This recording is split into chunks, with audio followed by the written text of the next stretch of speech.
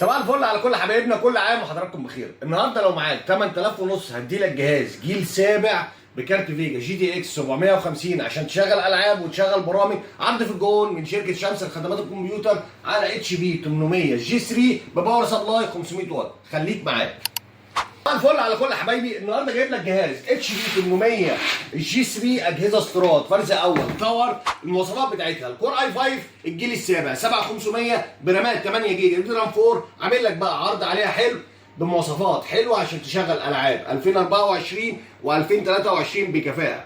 جهاز باور سبلاي 500 واط، جهاز كور اي 5 جيل سابع 7500 برامات 8 جيجا دي رام 4. هارد بيبقى 500 ساتا، معاه هارد تاني 128 اس اس دي. مركبين له كارت فيجا الجي تي اكس ال 750 والجي تي اكس ال 750 بيبقى 2 جيجا وبيعلى مع الرامات زي ما انتم عارفين. ام اس اي الجي تي اكس ال 750 جهاز الكارت ده بنركبه على الجهاز ده عشان يشغل لك معاك برامج 2023 والعاب 2023 و24 بكفاءه. نقول تاني مواصفاته: كور اي 5 الجيل السابع ال 7500 برامات 8 جيجا، هارد 128 اس اس دي، بيبقى معاه تاني هارد تاني 500.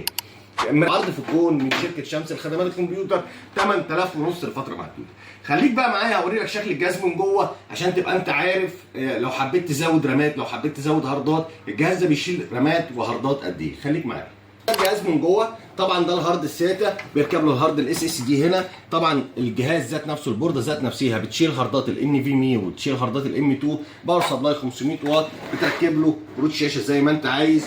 جهاز بيشغل برامج والعاب الى حد ما محترم، وب 8000 ونص هتاخد جهاز تشغله 24 ساعه. والسلام عليكم ورحمه الله.